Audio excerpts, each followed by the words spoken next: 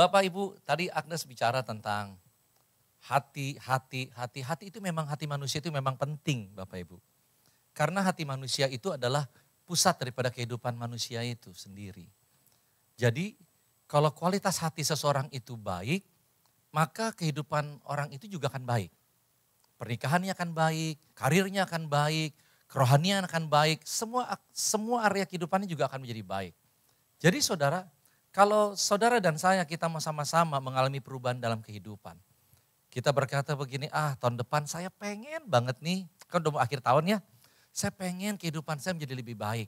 Saya pengen kehidupan rumah tangga saya semakin rukun. Saya pengen kehidupan pernikahan semakin harmonis. Saya pengen untuk kerohanian saya terus bertumbuh. Yuk sama-sama kita perhatikan hati kita. Karena isi hati kita akan mempengaruhi kualitas kehidupan kita. Tapi juga bukan hanya kualitas kehidupan kita yang ada di luar, tetapi kualitas perkataan kita, kualitas perbuatan kita juga akan ditentukan oleh kualitas hati kita. Jadi saudara, di dalam Amsal 11 ayat yang ketiga berkata begini, orang yang jujur dipimpin oleh ketulusannya tetapi pengkhianat dirusak oleh kecurangannya. Di situ ada kata jujur dan juga ada kata tulus. Jadi ada kaitannya antara kehidupan seseorang dia bisa hidup dalam kejujuran, perkataannya jujur, nggak bohong, juga perbuatannya jujur, nggak ada kecurangan. Ternyata itu ada kaitan erat dengan yang namanya ketulusan. Tulus itu apa? Tulus itu berbicara mengenai tidak ada kepura-puraan, tidak dibuat-buat, atau juga dengan kata lain adalah tidak munafik. Jadi saudara, bisa dikatakan oleh firman Tuhan ini begini, ketika seseorang hatinya tidak munafik, maka perkataannya akan jujur, perbuatannya juga akan jujur. Dengan kata lain adalah kejujuran seseorang, tingkat kejujuran seseorang ditentukan oleh seberapa hatinya bersih di hadapan Tuhan, tidak munafik. Saudara yang dikasih oleh Tuhan Yesus, kenapa kemunafikan itu kita harus waspada, kita harus hati-hati. Sebab saudara, kemunafikan seseorang itu akan berdampak banyak hal. Apa aja sih dampak daripada kemunafikan? Tetapi hari ini saya mau ajak kita sama-sama untuk kita melihat. Kenapa? Kalau kita udah tahu bahwa kemunafikan, tadi saudari Agnes sampaikan bahwa kemunafikan itu nggak boleh ada. Kemunafikan itu kita harus hindari, jangan sampai terjebak ke kemunafikan. Tetapi kenapa ada orang-orang Kristen, mereka masih saja menyukai namanya kemunafikan? Ada beberapa hal. Yang pertama adalah karena mereka ingin kehidupan mereka tidak tertolak. Mereka ingin hidupnya diterima oleh semua orang. Karena mereka pernah mengalami kepahitan akibat ditolak oleh seseorang, mungkin dalam keluarganya, maka mereka menghindari rasa tertolak itu, mereka bersikap munafik agar mereka dapat diterima, dapat menyenangkan hati semua orang. Dan yang kedua adalah ingin reputasi dirinya ingin reputasi diri yang baik. Ingin kehidupannya dianggap menjadi orang yang hebat, orang yang tahu banyak, orang yang baik hati, orang yang murah hati, dan lain sebagainya. Dan juga karena ada orang-orang yang memang menghindari konflik. Mereka takut dengan konflik, sehingga ketika mereka menghindari konflik, maka mereka bersikap munafik untuk menghindarinya. Yang keempat adalah karena mereka takut untuk terlihat buruk atau dihina. Saudara, terkadang hal ini yang bisa terjadi, di mana kita takut banget kelihatan kebodohannya kita. Maka kita berusaha tampil sepertinya menjadi orang yang sok tahu kayak gitu. Nah, saudara yang tak kasih dalam Tuhan Yesus, hal-hal seperti ini yang terkadang bahkan yang membuat seseorang itu terlibat atau tadi saudari Agnes berkata terjebak dengan kemunafikan. Salah satu yang lain adalah karena faktor keuntungan. Tadi dikatakan bernafik supaya dapat promosi dari bos dan lain sebagainya. Saudara, hal ini tentunya kita sudah tahu tidak boleh ada. Bahkan di dalam 1 Petrus pasal yang kedua, ayat yang pertama, firman Tuhan berkata, itu bahkan harus dibuang dari kehidupan kita yang namanya kemunafikan. Kemunafikan tidak boleh ada di dalam kehidupan setiap kita. Firman Tuhan berkata demikian, karena itu buanglah segala kejahatan, segala tipu muslihat, dan segala macam kemunafikan. Kedengkian dan fitnah. Saudara, ada banyak hal kenapa seseorang tidak boleh hidup di dalam kemunafikan. Tetapi hal yang juga penting untuk kita perhatikan, karena ketika kita hidup sebagai orang percaya tetapi hidupnya munafik, maka kehidupan kita akan menjadi batu sandungan bagi banyak orang di luar sana. Ada orang-orang yang bahkan tidak mau pergi ke gereja karena mereka berkata bahwa ngapain saya jadi orang Kristen, ngapain saya pergi ke gereja. Gereja penuh dengan orang munafik. Di depannya kelihatannya bagus, baik, manis, di dalamnya pahit, penuh belatung dan penuh kebusukan. Ngapain saya pergi ke gereja? Itu tetangga saya, dia rajin banget setiap minggu pergi ke gereja. Tetapi selingkuh jalan terus. Mendingan saya setia loh sama istri saya. Saya hidupnya lebih baik daripada dia. Ngapain saya jadi pergi ke gereja? Jangan-jangan saya pergi ke gereja malah saya jadi hidupnya rusak. Karena orang gereja penuh dengan kemunafikan. Saudara, pertanyaannya adalah, apakah memang benarkah gereja itu penuh dengan kemunafikan? Belum tentu, saudara. Kita tidak bisa mengatakan hal yang seperti itu kalau kita tidak mengerti apa sih yang sebenarnya disebut dengan munafik itu sendiri. Kehidupan yang munafik itu seperti apa. Dan atau juga mungkin ada orang-orang di dalam gereja sendiri, karena mereka takut dicap munafik, mereka nggak mau melayani. Mereka nggak mau melayani. Bahkan memberikan nasihat satu dengan yang lain, mereka juga nggak mau. Kenapa? Karena nanti dibilang munafik. Hidup lu kayak gitu, lu sok banget nasehatin orang. Lu munafik lu. Saudara, bahkan ada orang-orang yang nggak mau pergi ke gereja. Karena kenapa? Karena mereka takut dicap munafik. Mereka udah Kristen. Nanti kalau seandainya saya pergi ke gereja, rajin ke gereja, hidup saya masih kayak gini. Nanti orang bilang, lu munafik, percuma lu pergi ke gereja, hidup lu masih kayak gitu. Akibatnya mereka berkata, lebih baik saya jangan pergi ke gereja. Bukankah itu hal yang salah? Bukankah Tuhan tidak menghendaki kita seperti itu? Tuhan mau kita untuk terus setia kepada Tuhan, beribadah kepada Tuhan, bahkan hidup kita berguna bagi kerajaan Allah. Melayani Tuhan, bukan? Oleh karena itu, hari ini penting banget untuk kita bisa belajar untuk memahami apa sih sebenarnya yang disebut dengan kemunafikan. Seperti apa sih orang yang hidupnya disebut orang yang munafik, seperti apa? Sebab saudara, kalau kita salah pengertian, bisa jadi loh kita itu gampang banget menuduh orang, dia itu munafik. Bisa jadi di gereja kita bisa saling nuduh, ini kan dia munafik. Pengerja yang itu dia munafik. Pembicara, apalagi kita banyak pembicara lokal kan di gereja kita ya. Bisa juga yang terjadi adalah, wah si Anu yang diri di situ, dia munafik tuh. Dia ngomong pinter, tapi hidupnya kayak gitu. Muna dia. Saudara, kita jadi gampang banget nuduh orang. Bahkan bisa jadi pemikiran kita menjadi sama seperti orang yang di luar gereja. Kita jadi malas ke gereja karena kita berpikir bahwa gereja memang benar ya. Penuh orang munafik ya. Ah udahlah, saya malas lah. Bukankah demikian kadang-kadang terjadi? Ada orang-orang yang menghindari ibadah karena mereka berkata gereja penuh orang yang munafik. Hari ini saudara, yuk kita sama-sama belajar. Saya pun juga belajar. Seperti apa sih munafik? Sebab kalau saya nggak ngerti yang mana yang munafik, saya bisa jadi kehidupan saya terus di bawah intimidasi iblis. Ketika saya melakukan ini, ketika saya mencoba melakukan yang baik, ketika saya mencoba melakukan yang benar, lalu iblis akan mudah sekali berkata, kamu munafik. Tujuan apa sih iblis selalu menuduh kita? Supaya kita berhenti untuk melakukan apa yang baik, berhenti untuk melakukan apa yang benar. Betul enggak saudara? Tujuan iblis cuma itu saudara. Oleh karena itu hari ini kita perlu belajar. Apa sih yang disebut munafik? Nah, judul khotbah hari ini yaitu adalah apakah saya munafik? Kenapa judul ini diberikan seperti ini, saya berikan ini? Karena saya merindukan ketika kita dengarkan firman Tuhan hari ini, bukan untuk menjadikan cermin untuk kita ngukur kehidupan orang lain. Bukan untuk kita berkata, nah dia itu memang benar munafik. Enggak, tetapi untuk diri kita sendiri, setuju ya? Supaya apa? Supaya kita yang pertama, kita ngerti, oh ternyata selama ini saya itu munafik. Kita bertobat dan kita memperbaiki diri. Tapi kalau ternyata kita dengar firman Tuhan kita berkata gini, oh ternyata saya enggak munafik. Jangan biarkan hidup kita terus diintimidasi oleh iblis. Amin saudara? Yuk mari kita lihat sama-sama. Sebelumnya kita lihat Matius pasal yang ke-23. Seperti apa sih konsep utama tentang kemunafikan? Matius pasal 23 ayat 27 sampai 28 firman Tuhan berkata demikian. Celakalah kalian para ahli Taurat dan orang-orang Farisi. Kamu semuanya munafik. Perhatikan, dikatakan mereka itu munafik. Kamu seperti kuburan yang sudah dicat putih, bagian luarnya memang kelihatan bagus, tetapi di dalamnya penuh dengan tulang belulang dan berbagai macam kotoran. Begitu juga dengan kamu, waktu orang lain melihatmu dari luar, kamu tampak seperti orang benar.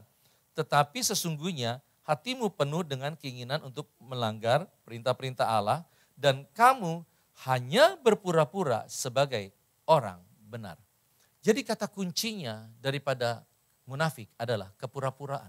Mereka melakukan sesuatu yang benar, mereka melakukan sesuatu yang baik hanya sebagai kepura-puraan.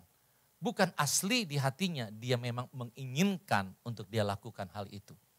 Nah saudara, jadi hari ini yuk kita masuk sama-sama. Seperti apa sih perbedaannya antara orang yang hidupnya munafik, orang yang tidak munafik? Atau dengan kata lain apa sih yang dimaksud dengan tidak munafik dan apa yang dimaksud dengan munafik?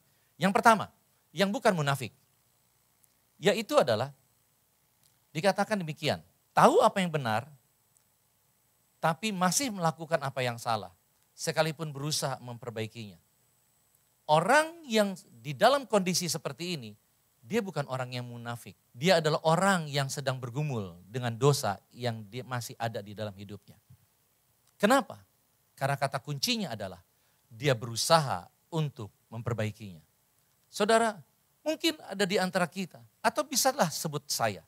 Misalnya saya tahu bahwa, kalau saya berbohong adalah dosa. Berbohong adalah salah. Saya tidak boleh berbohong.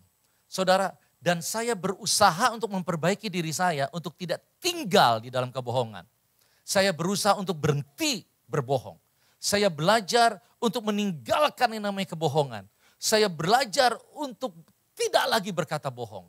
Tetapi ketika di dalam proses saya menjalani kehidupan, berjuang, memperbaiki diri, dan saya masih bisa saja berbuat dosa, yaitu kebohongan. Maka ketika pada saat itu terjadi, saya bukan menjadi orang yang munafik, tetapi orang yang sedang bergumul dengan dosa yang masih ada dalam kehidupan kita. Ada banyak orang berkata, mereka melihat hanya dari luar. Kamu itu kan udah tahu kebenaran. Bahkan bisa kok ngomongin orang, nasihatin orang. Bahkan kamu khotbah loh, tetapi kok kamu masih melakukan kayak gitu. Kayaknya kamu itu munafik deh. Saudara, dengan kata lain saya mau sampaikan begini.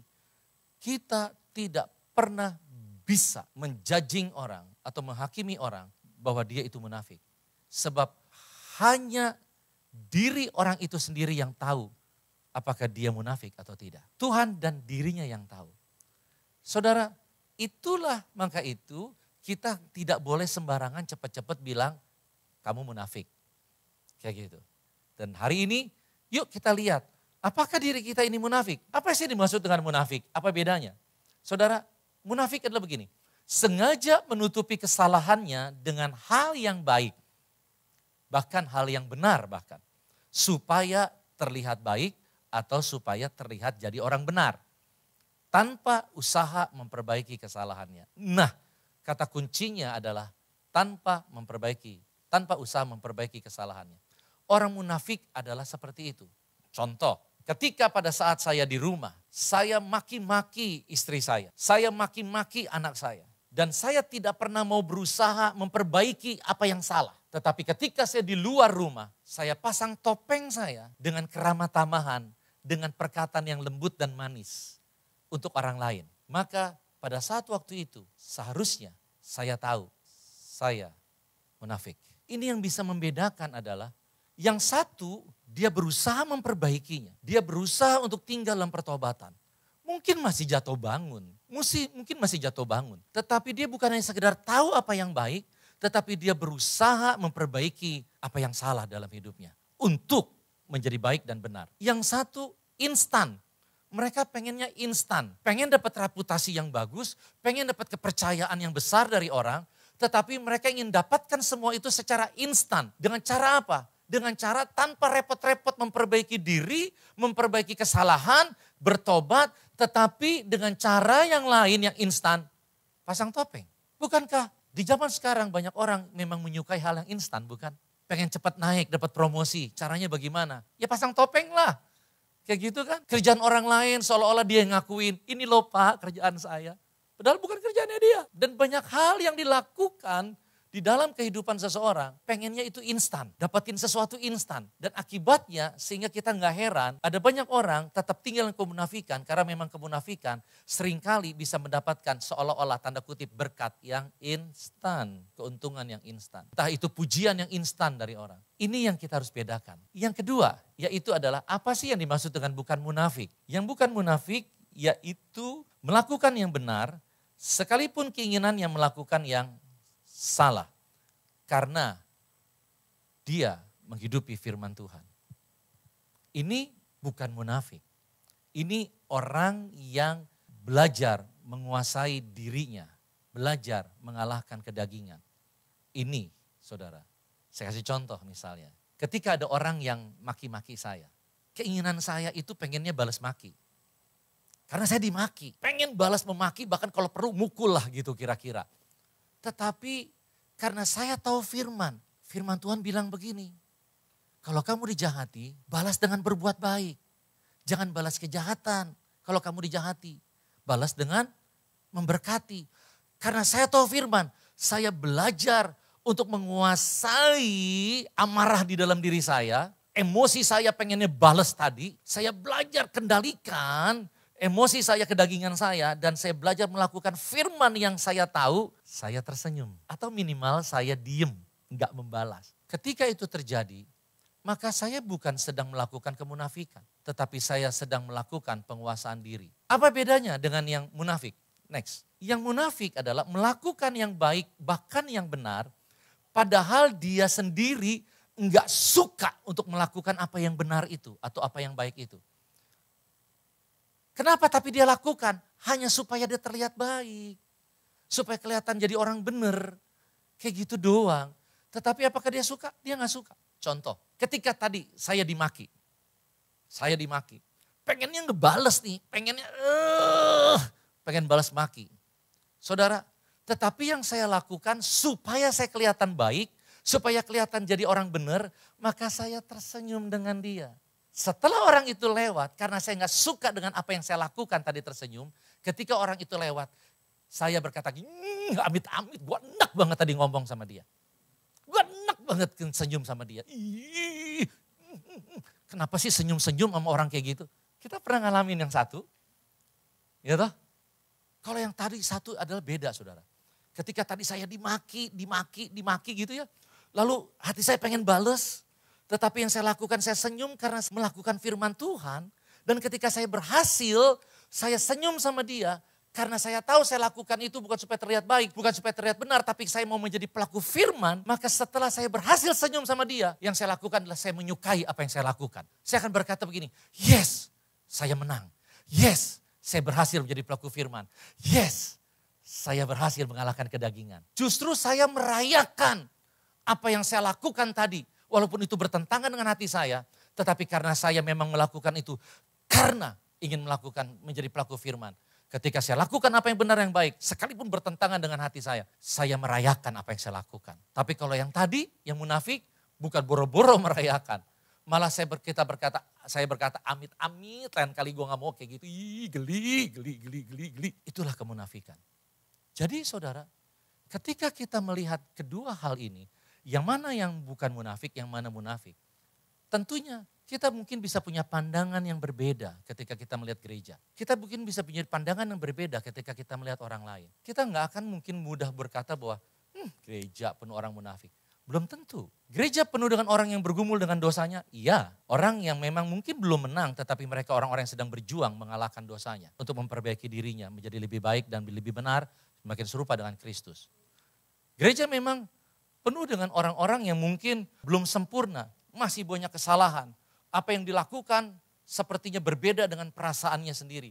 Tetapi bisa jadi gereja bukan penuh dengan orang yang munafik, tetapi gereja penuh dengan orang-orang yang sedang belajar untuk menguasai kedagingannya. Belajar untuk menjadi pelaku firman dalam kehidupan dia. Dan itu mungkin adalah kehidupan saudara. Jadi jangan mudah ditipu oleh iblis dan berkata, kamu itu munafik, ngapain kamu ke gereja? Kalau kamu udah malas ke gereja, gak usah ke gereja sekalian. Kalau kamu udah malas doa, gak usah doa sekalian. Kalau kamu udah malas doa, kamu doa. Kamu udah malas ke gereja, ibadah, kamu pergi ke gereja. Kamu itu munafik. No, kalau kita lakukan itu karena kita tahu kebenaran. Saya tidak mau menjauhi diri dari pertemuan ibadah. Saya mau untuk membangun hubungan pribadi dengan Tuhan. Maka itu saya mau terus berdoa sekalipun saya malas berdoa.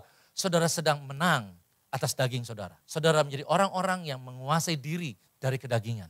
Amin saudara. Jadi hari ini yuk sama-sama. Kalau seandainya kita bukan orang yang munafik. Tapi ada orang yang cap, kamu itu munafik. Ya gak usah marah seperti tadi saudari Agnes bilang. Gak usah cepat-cepat marah. Bisa jadi karena mereka mencap kita munafik karena mereka hanya lihat dari casingnya. Mereka hanya lihat dari luarnya saja. Dan memang itu benar. Karena memang hanya Tuhan yang bisa melihat hati seseorang, bukan? Dan kita juga jangan juga kita gampang-gampang jadi dulu orang munafik. Gara-gara apa yang cuma kita lihat dengan mata.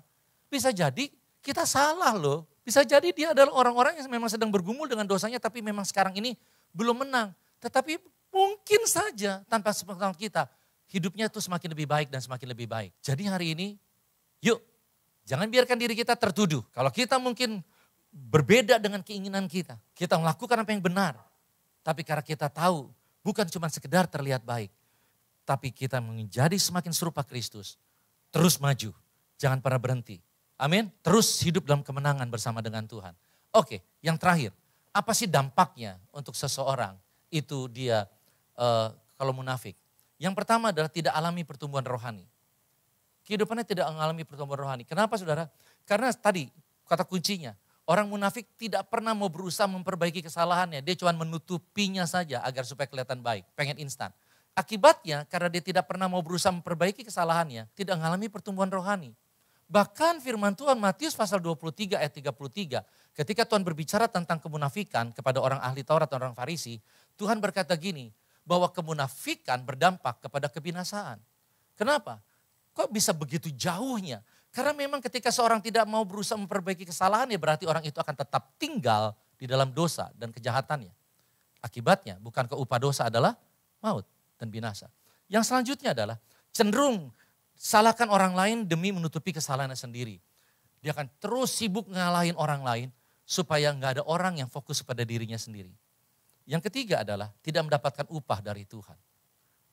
Upah ini berbicara seringkali adalah kepercayaan. Bahkan dari manusia pun juga kita bisa nggak dapatkan. Kenapa?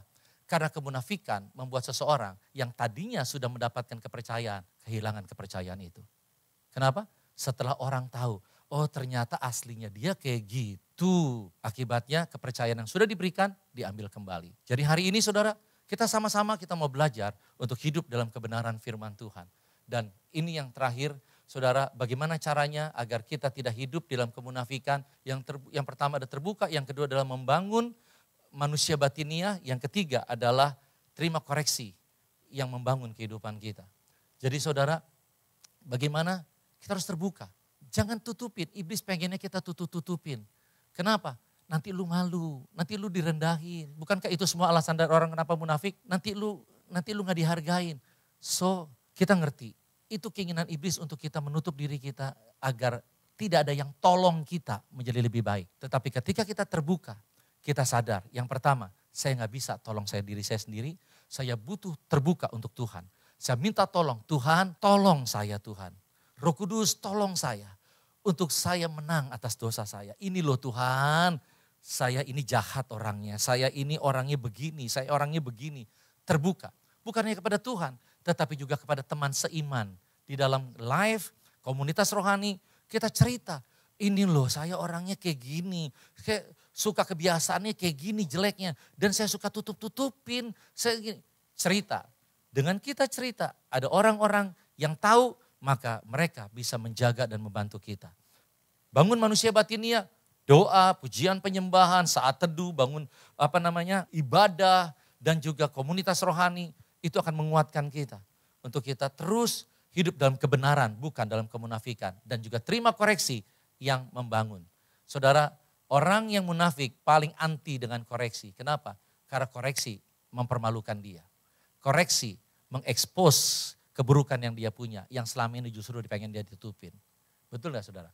Jadi kalau kita berkata, saya gak mau hidup kemunafikan, buka diri kita berkata, oke, koreksi adalah sehat buat saya. Koreksi adalah untuk membangun kehidupan saya. Koreksi membuat saya meninggalkan kemunafikan dan hidup dalam kebenaran. Amin Bapak Ibu, mari kita datang kepada Tuhan.